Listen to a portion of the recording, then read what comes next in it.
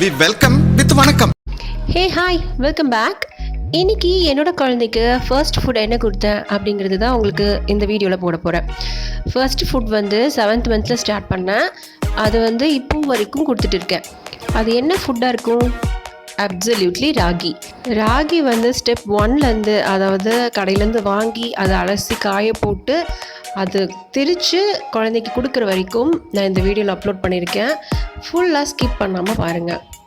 First step, நல்ல தண்ணியில் அலசி எடுக்கணும். அலசி இந்த தண்ணியெல்லாம் வடிகட்டி இந்த மாதிரி எடுத்துக்கோங்க.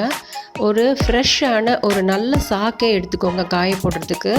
நான் வந்து அட்டைப்பெட்டி கீழே வச்சு மேலே இந்த சாக்கு வச்சு அதுக்கு மேலே ராகியை போட்டிருக்கேன். நல்ல வெயிலில் நல்லா காயணுங்க. இடையில இந்த மாதிரி கிண்டி விட்டுக்கோங்க. பாருங்கள், நல்லா காஞ்சிருச்சு. நல்லா அதை உடச்சி பார்த்திங்கன்னா உடையணும், அந்த மாதிரி காயணும். ஃப்ரெஷ்ஷாக இந்த மாதிரி தனியாக பாத்திரம் வச்சுக்கோங்க. அதையும் நல்லா கழுவி வெயிலில் காய வச்சுக்கோங்க. அந்த பாத்திரத்தில் இந்த மாதிரி ட்ரான்ஸ்ஃபர் பண்ணி அரைக்கிறதுக்கு எடுத்து கொடுத்து விட்டுருங்க. ஓ மை காட், மழை பெய்யுது பாருங்களேன். எல்லா ப்ரொசீஜரும் முடிஞ்சதுக்கப்புறம் வந்திருக்கு. Thank God. டடா, ராகி அரைச்சிட்டு வந்தாச்சு. மெல்ல அரைக்கும் போது ராகி வந்து குழந்தைக்கு அரைக்கிறது அப்படின்னு சொல்லிடுங்க. இல்லைன்னா அவங்க வந்து மசாலா போடுற மாவில் போட்டுட்டாங்க அப்படின்னா அது வேஸ்ட்டாக போயிடும். அதுக்கப்புறம் இந்த மாதிரி ஒரு ஃப்ரெஷ் நியூஸ் பேப்பர் எடுத்துக்கோங்க. அந்த ராகியை வந்து நம்ம இப்போ ஜலிக்க போகிறோம். அதில் வந்து திப்பி மாதிரி இருக்கும். அந்த திப்பி வந்து குழந்தைக்கு வயிற்றில் போயிடுச்சு அப்படின்னா அது லூஸ் மோஷன் ஆகிடும். அதனால் அந்த திப்பியை வந்து ஜலிச்சு அப்புறம் தான் குழந்தைக்கு கொடுக்கணும். இந்த மாதிரி ஜலிக்கும் போது அந்த திப்பி வந்து கடைசியில் தெரியும் பாருங்கள், குட்டி குட்டியாக இருக்கும்.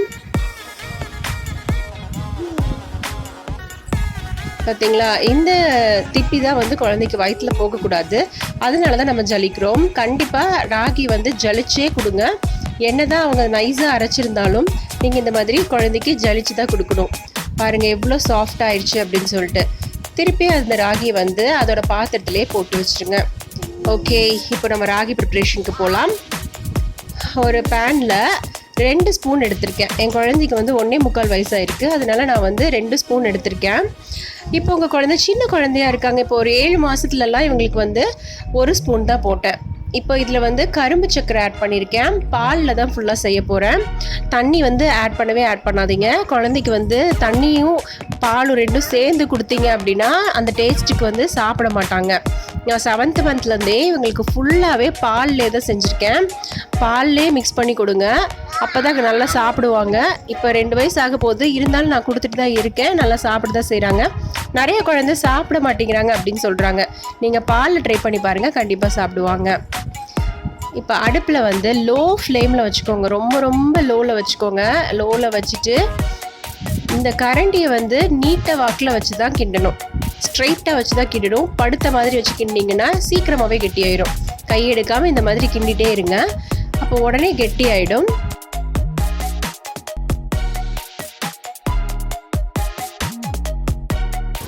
பாருங்கள், நல்லா கெட்டி ஆயிடுச்சு.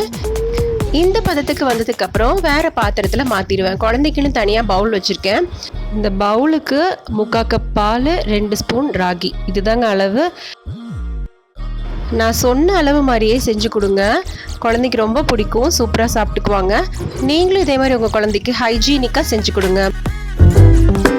Keep watching, keep on subscribing. Our next video will also.